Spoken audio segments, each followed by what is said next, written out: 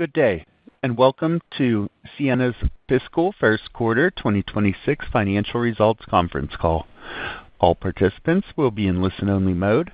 Should you need assistance, please signal a conference specialist by pressing the star key followed by 0. After today's presentation, there will be an opportunity to ask questions. To ask a question, you may press star, then 1 on a touch-tone phone. To withdraw your question, please press star and then 2. Please note this event is being recorded. I would now like to turn the conference over to Greg Lance, Vice President of Investor Relations. Please go ahead. Thank you, Dave. Good morning, and welcome to Ciena's 2026 fiscal first quarter conference call. On the call today is Gary Smith, President and CEO, and Mark Graff, CFO. Scott McFeely, Executive Advisor, is also with us for Q&A. In addition to this call and the press release, we've posted to the investor section of our website an accompanying investor presentation that reflects this discussion as well as certain highlighted items from the quarter. Our comments today speak to our recent performance, our view on current market dynamics and drivers of our business, as well as a discussion of our financial outlook. Today's discussion includes certain adjusted or non-GAAP measures of Ciena's results of operations. A reconciliation of these non-GAAP measures to our GAAP results is included in today's press release. Before turning the call over to Gary, I'll remind you that during this call, we'll be making certain forward-looking statements. Such statements, including our quarterly and annual guidance, commentary on market dynamics, and the discussion of our opportunities and strategy, are based on current expectations, forecasts, and assumptions regarding the company and its markets, which include risks and uncertainties that could cause actual results to differ materially from the statements discussed today. Assumptions relating to our outlook, whether mentioned on this call or included in the investor presentation that we posted earlier today, are an important part of such forward-looking statements, and we encourage you to consider them. Our forward-looking statements should also be viewed in the context of the risk factors detailed in our most recent 10-K and our forthcoming 10-Q. Ciena assumes no obligation to update the information discussed in this conference call, whether as a result of new information, future events, or otherwise. As always, we'll allow for as much Q&A as possible today, though we ask that you limit yourselves to one question and one follow-up. With that, I'll turn the call over to Gary. Thanks, Greg, and good morning, everyone. Today, we reported strong fiscal first quarter financial performance. We delivered revenue of $1.43 billion in the quarter, our highest ever, and at the top end of our guidance, reflecting strong execution across the business. Demand is incredibly strong, with exceptional order activity in the quarter. This, along with long-term planning conversations with customers, gives us confidence in the durability of demand and our ability to drive growth as we move through the year and into 2027 and beyond. Adjusted gross margin came in at 44.7%, which was ahead of expectations, and we continued to drive increased profitability, illustrated in part by our adjusted earnings per share of $1.35, which is more than double our EPS in Q1 of last year. These record results reflect Ciena's market leadership and reinforce our role as a critical provider of the high-speed optical systems and interconnects that enable AI workloads to scale and to be monetized. In fact, we are taking meaningful share of the increases in AI-driven connectivity spend as customers trust our technology leadership, deep collaboration, and proven execution. To this end, we believe 2025 will ultimately stand out as one of our strongest years of market share gains, and we believe it will be even stronger in 2026. With our recent inclusion in the S&P 500, we may have new listeners on the call, so allow me to begin with a brief summary of our business.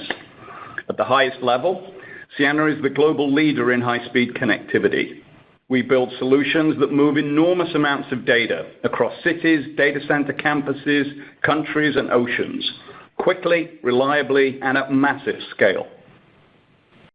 Through industry-leading optical systems and interconnect solutions, along with automation software and services, we power the world's most advanced networks, helping service providers, cloud companies, hyperscalers, governments, and enterprises meet explosive connectivity demands, especially in an increasingly AI-driven world.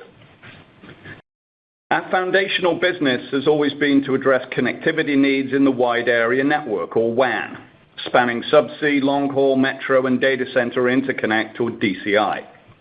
We remain the undisputed global leader in this domain.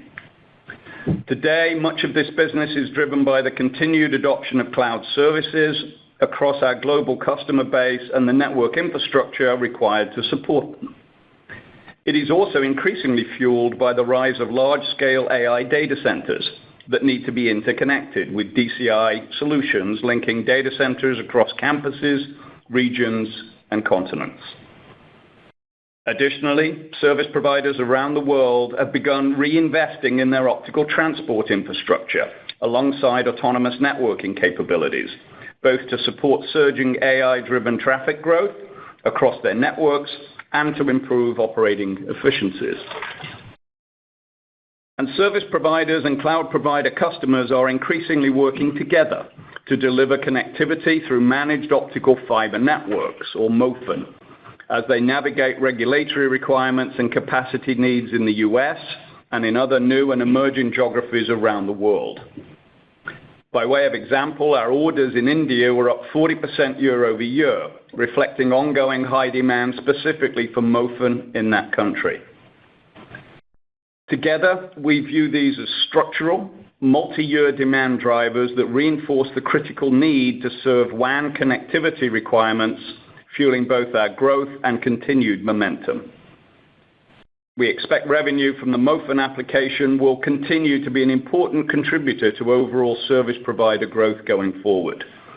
And we are uniquely well positioned to further strengthen our leadership in high-speed WAN connectivity for service providers, cloud providers, and the growing group of neoscalers from whom we saw increased momentum in the quarter for both direct and MOFN-related design wins. In parallel to this, we are focused on the significant expansion of our addressable market opportunities in and around the data center. It is now well understood that cloud providers are investing heavily in data centers to deliver on both the current and future promises of AI. In just the last few weeks, we've seen announcements from the 4 largest global hyperscalers that outlined a step function increase in their 2026 CapEx to more than $600 billion in aggregate, driven by infrastructure needs related to AI training and inference workloads at massive scale. These build-outs involve several areas of opportunity for Ciena, not only in the WAN, but increasingly in and around the data center, including scale across, scale out, scale up, and our unique data center out-of-band management solution, or DCOM. I'll start first to discuss the scale across, which is really an application supported in part by our interconnects portfolio, which is emerging as AI data centers grow in size and begin to hit power and space limitations.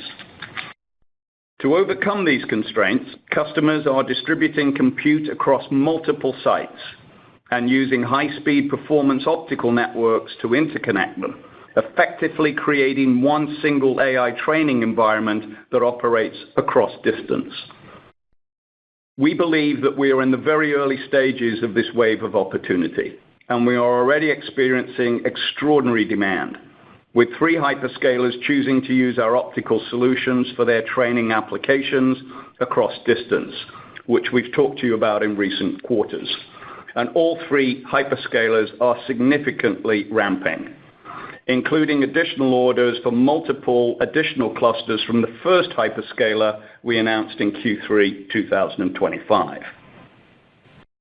We are addressing this demand for scale-across solutions with our RLS platform, the de facto industry line system standard for cloud providers, as well as our 800ZR pluggable optics.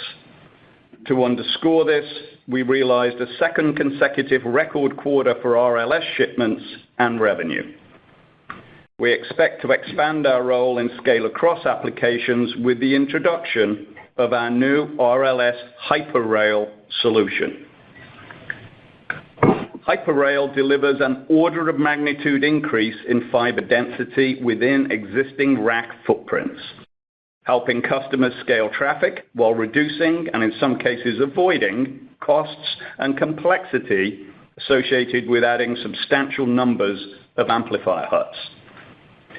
The solution, developed in close collaboration with our hyperscaler and service provider customers, represents another inflection point for Ciena, and we expect to be first to market again. In fact, we will be demoing the first prototype of our Hyper-Rail system at the OFC trade show in a few weeks' time. This solution, we expect, will begin standardization at the end of 26 and will ramp in 2027, allowing us to capture share and incremental value as these distributed AI training expands across regional clusters and moves to further distances. In addition to scale across, we see meaningful opportunities inside the data center, including the scale-out connectivity between racks and scale-up connectivity within racks. As we know, the physics of copper inside the data center is reaching its limits.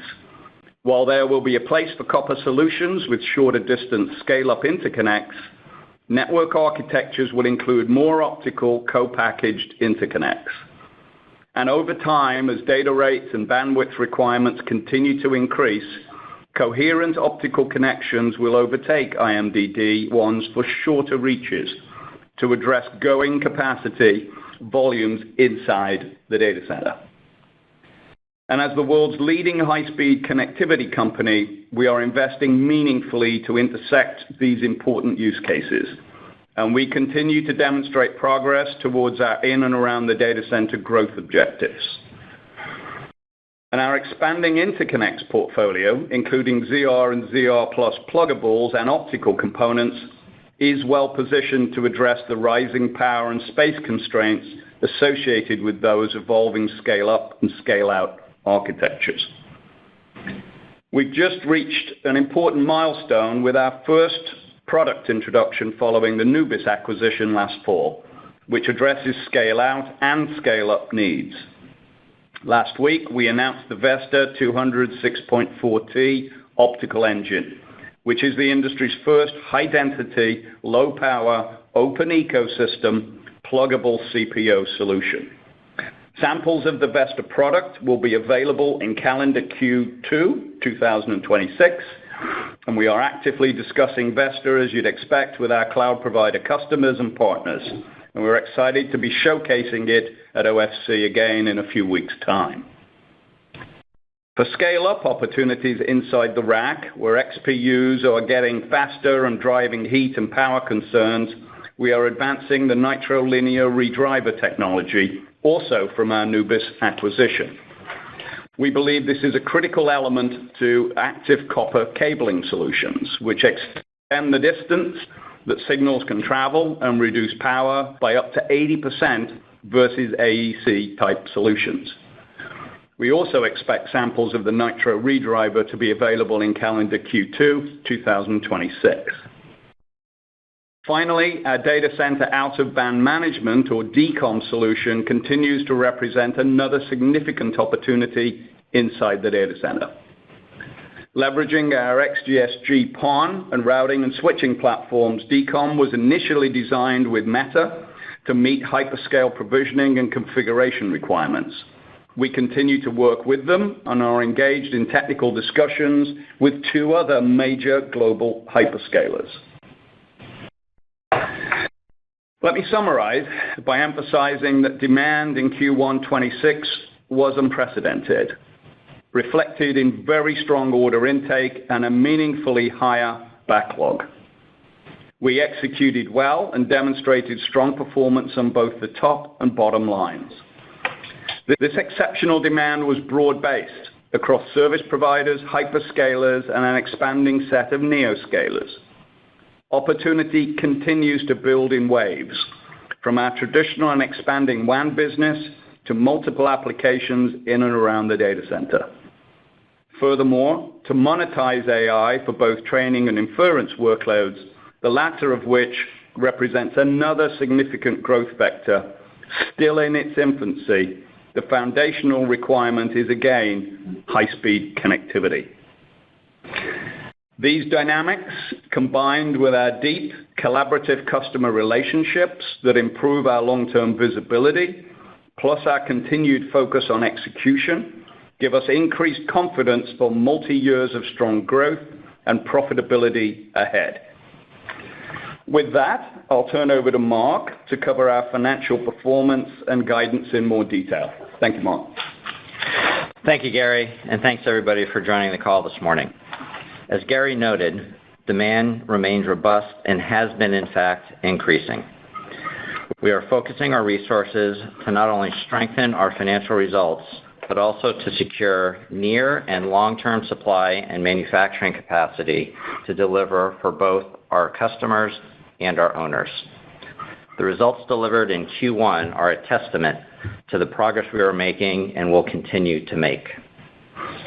With that, I'd like to update progress against our financial priorities previously discussed.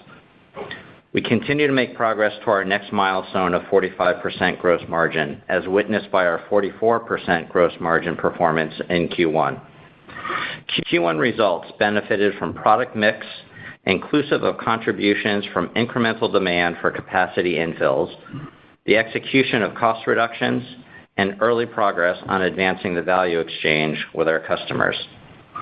Longer term, an improving price environment, new product inflections like hyperrail, and focused cost optimization all provide opportunity to deliver improved gross margins. Our balance sheet continues to be a source of strength, with working capital improving, driven by cash from operations yielding $228 million in Q1, a decrease in cash conversions of 3 days, and inventory turns growing to 3.2 times. With respect to capital allocation, we're taking a balanced, disciplined approach, prioritizing R&D to advance our technology leadership in the fastest-growing segments of the market and to drive product velocity, all while holding OpEx levels approximately flat to 2025, delivering significant operating leverage. We are investing our CapEx to expand capacity, scale output, and meet rapidly growing demand. In Q1, capital expenditures were $74 million, inclusive of the accelerated capacity investments. For context, this is approximately 2 to 3 times our average CapEx over the last 12 quarters. Let me take a moment to comment on the industry supply and its impact on Ciena. As you've heard from many others in the industry over the last few weeks, the supply landscape remains challenging. To be blunt, our revenue in the first quarter would have been higher but for these constraints. Our close relationships with customers give us early visibility into their demand and our need to expand capacity to address it. We've been working with partners to scale by way of 2 key initiatives. First, we continue to partner with contract manufacturers with respect to their manufacturing capacity and output expansion, which is yielding strong results. Second, we are deeply engaged with component vendors, which is where more of the industry challenges exist, to secure and expand supply, including through responsible long-term purchase commitments. As shown by our Q1 results, we are navigating this supply environment well and are investing to expand capacity. However, we expect demand will continue to outstrip supply, at least for the next several quarters. Turning to Q1, as Gary noted, revenue reached $1.43 billion, up 33% year over year, and a quarterly record for the company. Our optical revenue was up over 40% year over year, led by Waveserver and RLS product lines, each of which were up over 80% from the year-ago period. We had 3 greater than 10% customers, including 2 global cloud providers and 1 Tier 1 North American service provider with strong MOFN activity. Regarding backlog, as Gary discussed, our order intake has been incredibly strong over the past 90 days, leading to a new record by a significant margin. Given this extraordinary nature of the demand, we want to share with you that backlog has increased by approximately $2 billion this quarter to exit Q1 at approximately $7 billion. In fact, nearly all new orders we are taking now will be for fulfillment in fiscal 2027, providing ongoing confidence in our outlook. As a result, we expect backlog to continue to grow throughout the year. Rounding out Q1, adjusted operating expense met expectations, leading to an adjusted operating margin of 17.9%, 190 basis points over the midpoint of our December guide. We achieved adjusted net income of $197 million in the quarter, which delivered an adjusted EPS of $1.35, more than double a year ago. We exited the quarter with a cash balance of $1.4 billion after purchasing approximately 400,000 shares for $81 million under the current repurchase authorization. Before I discuss our Q2 and updated 2026 outlook, I'd like to make a few comments on tariffs. As you know, on February 20th, the Supreme Court struck down the IEEPA tariffs originally implemented in March 2025. As previously stated, these tariffs have been immaterial to our financial results. And while we have noted this ruling as a subsequent event in our forthcoming 10-Q, it has not had any impact to our reported results. The administration has announced a new global replacement tariff under a separate legal authority, with final rates still pending. Based on current information, we believe that these developments will have an immaterial effect on our business. Obviously, we are monitoring new developments and working closely with customers and suppliers to assess any future impacts. Now, with respect to our view for the remainder of the fiscal year and Q2. Given the current dynamics, we are now expected to deliver revenue for fiscal 2026 between $5.9 and $6.3 billion, essentially raising our year-over-year growth rate from 24% to 28% at the midpoint of the range. We believe this range appropriately balances the strong market demand with ongoing industry supply conditions. Given our Q1 results and the expectations for Q2, we expect our 2026 gross margin to be between 43.5% and 44.5%, 1 point above our December guide, and 130 basis improvement above 2025. With the first half exceeding our expectations and the supply challenges we are actively managing, we now expect first half and second half gross margins to be roughly equivalent. And we now expect adjusted operating expenses of approximately $1.52 to $1.53 billion, resulting in an adjusted gross operating margin of 17.5% to 19.5%. This small difference in OpEx is really due to the stronger demand environment. In Q2 of 26, we expect to deliver revenue in the range of $1.5 billion plus or minus $50 million. Adjusted gross margins between 43.5% and 44.5%, and adjusted operating expense of approximately $375 million to $390 million will result in an adjusted operating margin of 17.5% to 18.5%. To conclude, we had a strong start to fiscal 2026. Demand for our technology is robust and durable. We see multiple waves of opportunity ahead, from continued AI training to expanding inference workloads, both domestically and internationally, to new hyper-rail solutions and faster interconnects inside the data center as higher speed requirements come online. We continue to offer market-leading, innovative technology that uniquely enables AI, both in the WAN and in and around the data center. And we continue to thoughtfully allocate shareholder capital to deliver value to both our customers and our owners. Given all these opportunities, we're confident our momentum will extend beyond 26. With that, we'll now take questions from the sell-side analysts. We will now begin the question and answer session. To ask a question, you may press star, then 1 on your touchtone phone. If you are using a speakerphone, please pick up your handset before pressing the keys. If at any time your question has been addressed and you would like to withdraw your question, please press star and then 2. Our first question comes from Amit Daryanani with Evercore ISI. Please go ahead. Yep.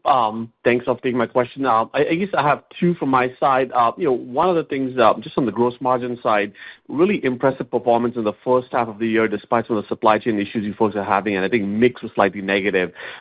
Just spend some time on what are the upside levers on gross margins that are helping you out, and are you seeing a shift in pricing at this point whatsoever? That would be really helpful to kind of understand. Sure. Hey, Amit, it's Mark. I agree. We had a very strong performance. We're quite happy with the 44.7 that we printed this morning. And it's really driven by a couple of things, right? We saw customers requiring increased capacity, both in hyperscalers and in service providers, that increased their infill rates, and so we got quite a bit of tailwind from that. Secondly, I think the engineering team has done a wonderful job of engineering cost reductions into our products that's really kind of separate from the supply chain activities that you're seeing us increase revenue with. So between those two things, I think we're really seeing some good tailwinds. Moving forward, I think we've got a few more levers that we're going to start working through. You mentioned price increases. One of the things that we're trying to do is really balance the price increases with our share position in the market. And I think what you've seen is we've been able to increase our gross margin as well as increase our share, and so I think we're doing a really good job of balancing those two things. I think moving forward, you'll see even more aggressive cost reductions. And then the price increases that we talked about at the end of last year, those really haven't started to fully kick in until the second half of the year. So I think that creates additional tailwinds for us. So all in all, again, I think we're making really good progress towards that 45% waypoint, and you should see that throughout the year. Got it. And then if I could just follow up, how do you see the pluggables market, especially with 800 gig ramping up through fiscal 26 and 27? And if you could just maybe compare and contrast a bit about your position in 400 versus 800, that would be helpful as you go into the next cycle. Thank you. Yeah, I mean, it's Scott. So we've seen pluggable revenue increase sort of period over period, and we've talked in the past about our interconnect business, and when we went from 2024 to 25, that doubling, that's sort of in the rearview mirror, and then we talked about it as a major portion of our inside and around the data center with our aspirations to triple that this year, and we're well on track for that. So we do see significant growth from a competitive perspective, as we've talked about in the past, through choices that we made to focus early introduction of the technology in the last generation more on our systems business and our pluggable business, because that was the bigger opportunity. We weren't necessarily first movers in that market, so that probably cost us some share, and it probably cost us actually, frankly, some margin dollars. That's not the case in the 800 gig. We're first to market there, and 800 gig is moving quite along. Now, I will say, though, and I want to make sure people understand this, is that we're talking about capacity adds across the portfolio. It's not just pluggables. Mark mentioned the growth that we're seeing on Waveserver. If you want to be the strategic supplier to particularly the web scalers, they have networks that span campuses, metros, national networks, submarine networks. You have to have all the things in the toolkit, and we're seeing increases across all of those components, system, business, and pluggables. Thanks, Amit. And the next question comes from Simon Leopold with Raymond James. Please go ahead. Yeah, thanks, guys. Jeff Koche in for Simon. So just a couple housekeeping items. Can you give RPO for the quarter and the percentage of the $7 billion backlog that's product? And then while you're doing that, maybe you could just give the percentage of sales that are ZR pluggables for the quarter. And then I guess my second follow-up would be what percentage of the telco revenue is now MOFN, and how did traditional telco grow? Thank you. Yeah, well, there's quite a few questions in there, Jeff. So let me start. If you think about the backlog, I think right now roughly 80% is products and software, and the rest I'd think about as services. We're not going to really disclose the percent of pluggable revenue in the quarter. So, as Scott said, we expect that to triple year on year, and we're on track to deliver the 800 pluggable ramp that we talked about. Sorry, I lost track of all your questions. What else did you have? RPO and then percentage of telco that's MOFN. Why don't I take the percentage of on the MOFN thing for you? By the way, I would say the interconnect is somewhat of a proxy for at this stage for pluggables to some extent. So we clearly disclose all of that. I would say you're looking at about 10 to 15% of our service provider business being MOFN. We have visibility to a fair amount of it, but not all of it. We partner with them on with service providers on identifying some of these particular build-outs, and we're seeing a good steady ramp in that. You're seeing service provider growth, I think in the first quarter, year-on-year is like 22%. I think, of that growth rate, MOFN is a big contributor to it. But I think overall it's going to be about 10 to 15% of our total service provider business. And then RPO, if you think about RPO as a percent of the orders that we took in Q1, Jeff, you should be thinking, roughly 60%. Great. Thanks, guys. Yeah. And the next question comes from Ruben Roy with Stifel. Please go ahead. Hey, guys. This is the head staying on for Ruben Roy. I guess just sort of digging into and following up on the last set of questions around backlog. You guys have gone from $5 billion last quarter to $7 billion this quarter. I think you just said 80% of the $7 billion is products and software. And so if I just apply that 80% to the 5, that's implying $1.6 billion in product and software growth, which loose math and loose assumptions there. So then I'm thinking through, okay, last quarter you said Meta expanded their DCOM engagement, the RLS customer expanded, there were a couple more hyperscalers added on, and we're talking hundreds of millions per opportunity, as you've mentioned. So could you just help us bridge the gap and perhaps provide some color as to what the incremental here is relative to the expansions that were announced last quarter or the new hyperscalers that were announced? Yeah, I would say that, first of all, it's very broad demand that we're seeing. It was very strong on service providers, submarine, MOFN, and obviously hyperscalers. And I would also say hyperscalers in their various applications, because I think the point to note is we have very broad relationships with most of them now across multiple applications, submarine cable, long haul, metro, in and around the data center, and with things like DCOM inside the data center as well. So basically, if you look at all of those from an order point of view, they were all up and to the right. And I think that's sort of systemic around the drive of the traffic outside the data center now. So you're seeing growth in cloud, general cloud, you're seeing inference, you're seeing this new market of training now emerge.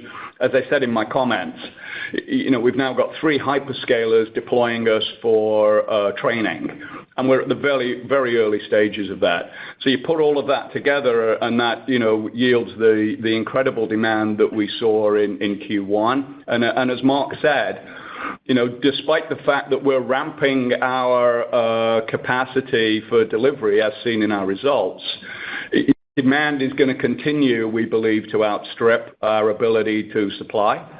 And that's going to continue for, we believe, this year. And so we're going to end up with a larger backlog than we have right now as we turn the year, despite the fact that we're ramping our capacity, strongly throughout the year and obviously through 27 and 28.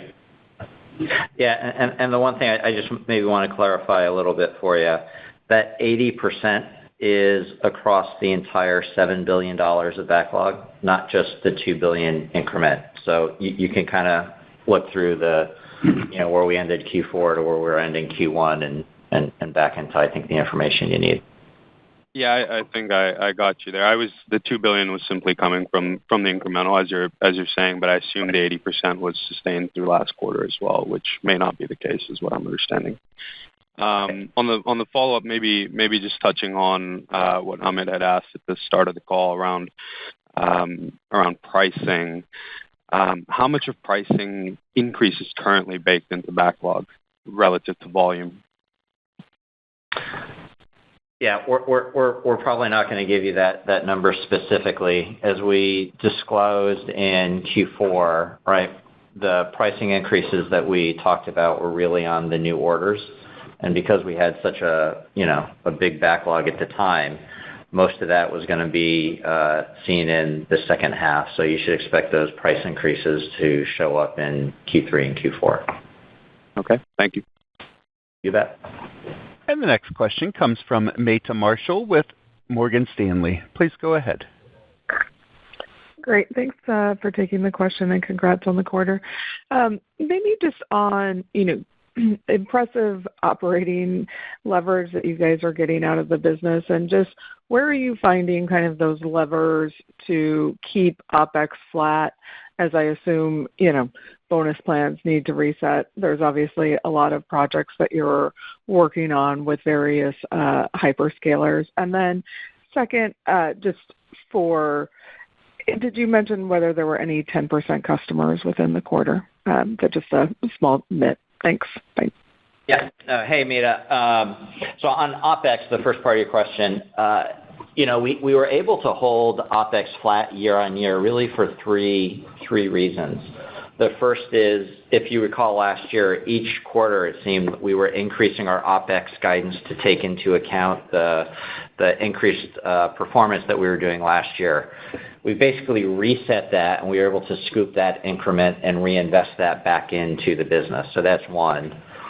Two is, you'll recall, we announced a small RIF, somewhere between 4% and 5% of the population. We've been able to harvest those savings and reinvest into the business.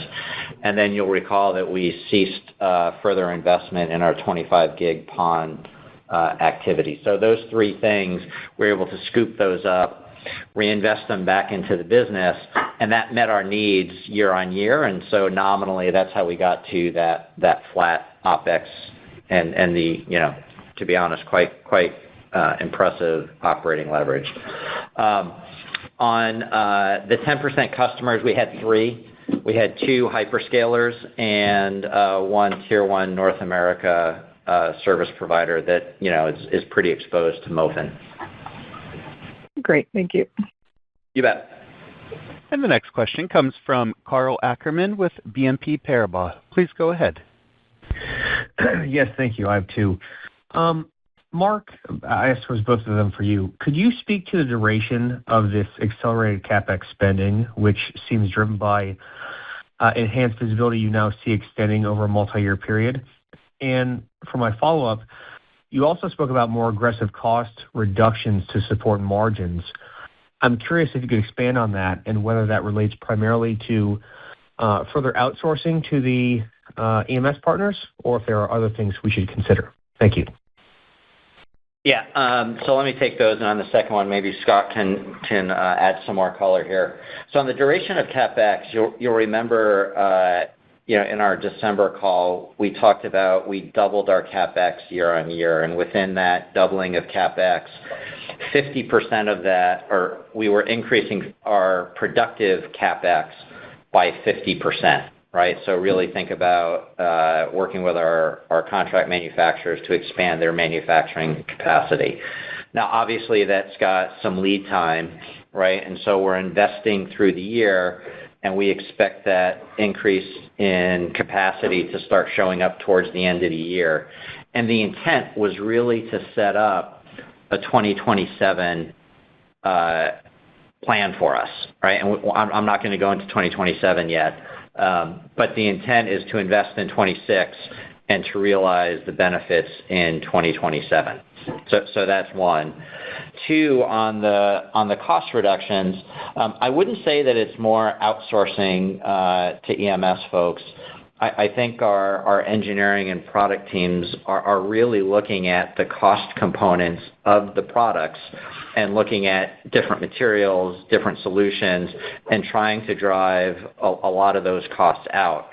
I'd also remind you that we've got the most vertically integrated supply chain, and that drives, a lot of both cost advantage for us, but I would say right now, more importantly, supply stability. And so between those two things, I think, as I said, we're starting to see, the ability to increase revenue as well as bring in, a little better cost profile. I don't know, Scott, if you've got something to add. Yeah, I think on the cost reduction piece, I sort of think of it as three levers. One is we're driving a lot more volume through the machine, and we do have some fixed costs, so you get a tailwind there. That's probably want to get your mind around. On the engineering aspects or design aspects that Mark talked about, think of it as a couple of things. Number one is where you don't change the function of a product, but you're going after the cost base of it. And that can be through more vertical integration. That could be through substituting parts for different parts. That could be opening up your supply chain to multiple other sources. And we're pushing on all of those levers, by the way. The other piece of the design stuff is as you go from generation to generation, where you are changing the function of the product, you get back to those price value conversations with the customers and sticking more dollars into our pocket as we do those transitions, and those are going on all the time to some degree. The third piece, and we didn't talk a lot about it, it's not all on the lines that you said where we're depending more on the EMSs, but we are constantly looking at that supply chain design, that the whole ecosystem design, and trying to optimize that to get costs out of it as well. So it's not the engineering design, but the supply chain design, and we're pushing on all of those. And that's why you're seeing the results you're getting. The team's doing a good job executing on those, and there's more in the future. Very clear. Thank you. And the next question comes from George Notter with Wolfe Research. Please go ahead. Hi, guys. Thanks very much. I was curious about your comments about progress with the value exchange with customers. Obviously, you're raising pricing. I know it's going to come through later in the year as you eat down the backlog. But just stepping back and thinking about the space, you've got higher memory costs, you've got component suppliers that are being really aggressive on price. They're repricing their own backlogs. It just seems like it's an environment where you guys could be more aggressive on price and even perhaps reprice your own backlog. So I'm just curious, why not be more aggressive here given the supply-demand dynamics and what's going on in the supply chain? Thanks a lot. Yeah, George, this is Gary. Yes, I mean, I think we've talked a lot about the good things that we're doing, to manage our margins and the rest of it, including, the value rebalancing.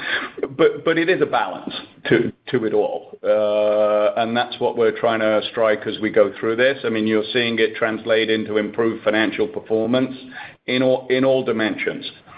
Market share gains, revenue, gross margin improvement, and operating leverage. We're seeing that. And it's a confluence of things. Scott talked about some of the cost reduction stuff. And Mark talked about, the value exchange. All of those things are happening and are getting weaved into the business over time. As you know, we take a very long-term view of how we run the business. And I think we see this as a multi-year opportunity for us. And we'll strike a balance between those challenges of supply chain, because you've got a lot of shortages going on right now as well, which we're navigating through pretty well. So, it's the confluence of those things that result in the approach that we're taking. Mark, I don't know whether you've got any. No, I think, Gary said it well. Pricing is a lever, George, but we're also looking at, can we improve cash conversion? Can we get better terms and conditions? Can we get longer-term purchasing commits, with maybe some more non-cancelable, less risky terms as we satisfy this, this quite large backlog? we are not taking pricing off the table, so I just, we should say that. And you're right, we are seeing some cost increases coming from the supply chain, and we're in early days of having those conversations with customers, so I don't want to get too far into that. But I think we're trying to pull on all the levers, and overall, I'm pretty pleased with the progress we're making so far across the board. Got it. Super. And anything new competitively?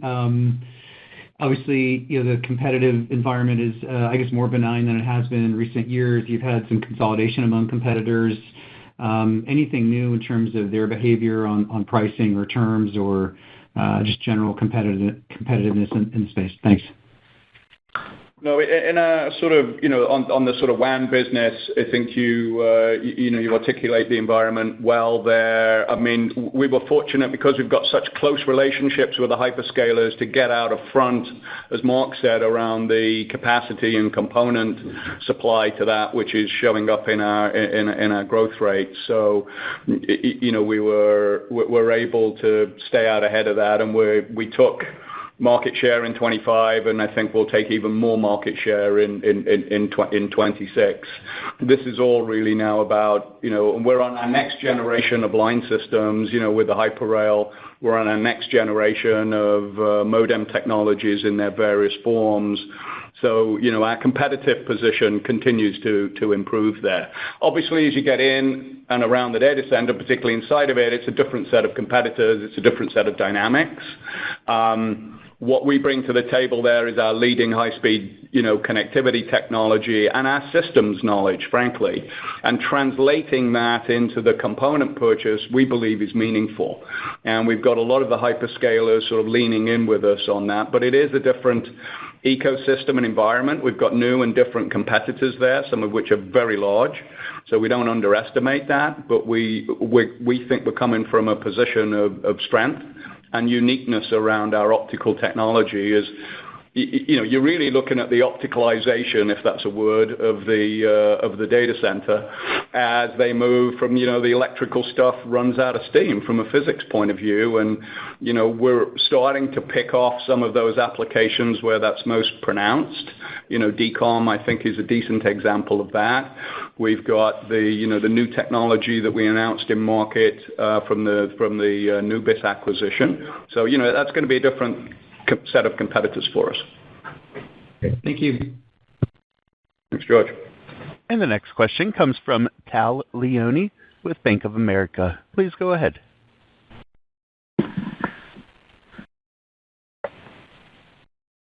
Tal, you there? You might be on mute.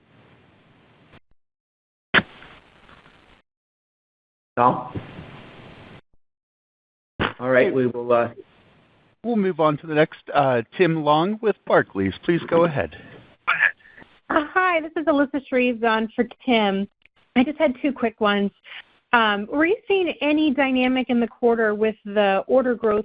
Was there any trend in customers trying to get ahead of pricing actions, or was it really just underlying demand kind of driving the growth there? And then I had a follow-up. Pure underlying demand, across the board, not driven by sort of, pricing thresholds or anything. There's so much demand for capacity out there across the board. Service providers have not invested in their optical infrastructure for about 5 years. They've been so preoccupied with 5G, et cetera, that, there's an underinvestment in the optical infrastructure in the world, and you're seeing very strong growth from the service providers and MOFN activity as well. And then you've got hyperscalers with the across training, clustering, new market for optical. That's really ramping pretty significantly. And then you've got the sort of, inside the data center optical moves as well. So across the board, Elisa. Okay, that's helpful. And then just a quick one on APAC. The orders for India in the quarter were really strong. Should we kind of expect the region to be driving APAC this year? Just given kind of last year was more mediocre growth in the region, and it was down the prior year. Just should we kind of accept a step change now with India? I think that India will probably, be very, very strong and robust this year, largely driven by MOFN. Obviously, it's the fastest growing internet market in the world. All of the hyperscalers are leaning in and playing there. And because of the regulatory environment, et cetera, they have to really partner with local folks and service providers to, provision their optical networks. So I think that's going to be very sustainable. We're seeing an uptick in the amount of projects there. I would say overall, we're going to see good growth out of Asia Pacific this year in a number of areas. I would also, including Japan, I would say that is largely driven by two things. One, my point earlier on about service providers have largely underinvested in optical in the last 5 years, so that's beginning to play a part in it. Second part of it is the increase in MOFN activity in the whole Asia Pacific area, and submarine cable being a part of that too. Great. Thank you so much. Thank you. And the next question comes from Tal Leone with Bank of America. Please go ahead. Hi, guys. This time you hear me? Yes. Hi, Tal. I got so excited I broke my headset. Understandable. Yes. I have a question about the risk of early ordering, or what we're seeing in every cycle is that when there are constraints, customers start ordering much, much earlier, and that creates big increases in backlog and then declines. How can you manage it? So I'm sure you probably don't know if there is or to what extent, but is there any way you can manage early ordering through pricing the way Cisco does it, or any other way in order to mitigate the phenomenon, like so you don't have what we've had like in 2022 or 2023 whenever we had the previous cycle? Yeah, Tal, that's a good question. I mean, first of all, I think having suffered through that, we're suitably sensitized to it, and we learned some lessons through that. One of which is visibility into things like installation and what are they actually doing and when with the equipment. I would say that the dynamic here, the service providers is good, steady growth. We have good visibility into that and what they're doing with it.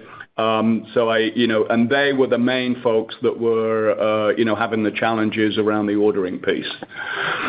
The hyperscalers, I think we have deep collaborative relationships with them. They're our biggest service customers as well. And you saw our installation services were up 42% in the quarter. That gives us, and we have unique visibility into what they're doing and deploying across the board there. So, given the scale of this is deep and collaborative relationships with them around precisely what are they trying to do where. And so that gives us good confidence and visibility in the way we structure our agreements with them. Given these lead times and the rest of it, which they're mindful of, I think we have great assurance, another way of saying this, in the quality of our backlog. Yeah, I think the only thing that I'd probably add, Tal, is, when we talked about value exchange, part of that is, making sure we've got the right terms and conditions in place so that we don't get stuck, holding the bag. And we've not really seen a lot of people pushing back on that. Got it. Second question is on margins. The risk is that in times like that, the component pricing will keep going up. And you start to see it. It started with memory. We start to see it now with other companies or other types of components. What can you do going forward? What can you do in order to mitigate the future risk? I understand that what you're doing now and how you're trying to mitigate the current risk, but are there any forward pricing or forward purchase commitments, et cetera, you can take in order to mitigate the future increase in component pricing? Or what are you trying to do, or how are you trying to address it? Yeah, this is Mark, Tal. I think again, we keep coming back to this word balance. I think we are, really focused on ensuring that we've got the secure supply to satisfy the demand that we're looking at. And we're locking in the pricing as we know it today with our component suppliers and the contract manufacturing folks. All that said, right, there's still future risk of, them repricing their backlog. And we are having conversations both on, our supplier side as well as on the customer side, so that we're not getting, squeezed in the middle.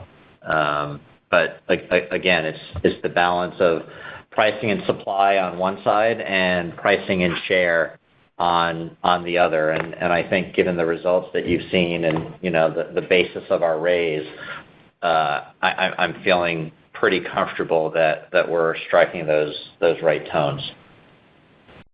Got it. Great. Thank you. You bet. And the next question comes from Atif Malik with Citi. Please go ahead. Hi, it's Adrienne Colby for Atif. Thank you for taking the question. I wanted to ask another one about gross margin. With the 800ZR pluggables ramping in the latter part of the year and also with the pricing increases kicking in, why wouldn't we see gross margin expansion in the second half? Yeah, I mean, look, the guide that we gave was a good range based on what we see from the product mix and from the, supply chain challenges that we're trying to work through. Again, that balance that I talked about before. From our seat right now, we think that's a pretty responsible guide. As we make more progress, we'll give you guys updates. Great. That's helpful. Thank you. And then just as a follow-up, I was wondering if you could provide some more color on the momentum that you're seeing with neoscalers, maybe just in the relative size of the opportunities, if most of that's falling in cloud direct versus MOFN. Yeah, we're seeing, obviously an emerging ramp here around a bunch of the, loosely called sort of neoscalers, which encompasses, a fair range of different players. It's I would say largely right now MOFN orientated. Given the capital expenditures, time to market for them, et cetera. But what is clear from it all is that the network is now a real priority for them. And I think, that plays through to the hyperscalers too. There's been such a maniacal focus and continues to be obviously on things like power, GPU accessibility, et cetera, et cetera. Now it's really about the network. The traffic is beginning to come out of the network, both for inference and for training. And the neoscalers are obviously seeing that too. So they're leaning in on the network. Now, we're also beginning to see some of them wish to have control of some of that network as well and do their own builds. We're cautious about that approachment given, the financial structure of some of those neoscalers, not all of them. But we are seeing, across the board of the neoscalers leaning in on their whole network requirements, largely, really, Adrian, currently going for MOFN. Thank you. We will take one other question, Dave. Thank you. The next question comes from Ryan Koontz with Needham & Company. Please go ahead. Great, thanks. You've touched on scale across a bit. It seems like we're very early in that this momentum around that area.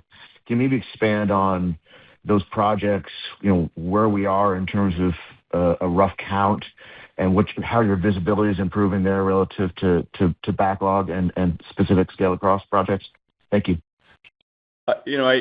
Hi, Ryan. We shared that, I think it was in Q3, we announced the first large hyperscaler rollout. We've actually seen during the course of this quarter, additional sites being added to that. Again, I would say all of these currently that we're seeing are in North America, which is, I think to be expected. We've added 2 more hyperscalers to that.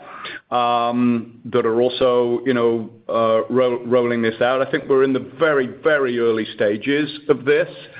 And in talking with them, though, the plans are large and expansive, as you'd expect, for just the scale of what they're trying to do here is absolutely enormous. So, we're at the very early innings of this whole training clustering. I would say that, what we're also observing is their architecture. All of these hyperscalers, we talk about them homogeneously, they aren't. They have very different business models. They have very different architectures, both inside the data center to some extent and certainly outside from a networking point of view. Their training varies as well. And so, I think you've got lots of different variables in there in terms of distance, capacity, speed, etc. They all want low latency, and they all want super high speed. But you're seeing a lot of variables about how they are clustering this. And I think, I would say we're at the very early stages of this, Ryan. Really helpful. Thanks for that, Gary. Thank you. One last question on DCOM here. Great early move here. It seems like you've got a big lead in this opportunity to bring PON to out-of-band. Do you feel like that space is defensible for you, and how do you sustain a competitive advantage there? Thank you. Yeah, I think, there's a number of elements to that sustainability. I think it's deep collaboration, first off, and understanding in intimacy the application. And obviously Meta were incredibly helpful in instigating that. But there is, different use cases. They are slightly different in the different hyperscalers, but I think the defendability of it is, we're very vertically integrated into it. We own the sort of core technology, and it's the software that we're putting on that as well. We're kind of uniquely positioned about that. So we think it's the combination of all of those elements, the collaboration, the vertical integration, the uniqueness and high speed of it, and then all of our software integration capability. And also, by the way, installation, which we're also doing. It's the confluence of those things. We think it's quite defendable. Really helpful, Gary. Thank you. This concludes our question and answer session. The conference is now concluded. Thank you for attending today's presentation. You may now disconnect.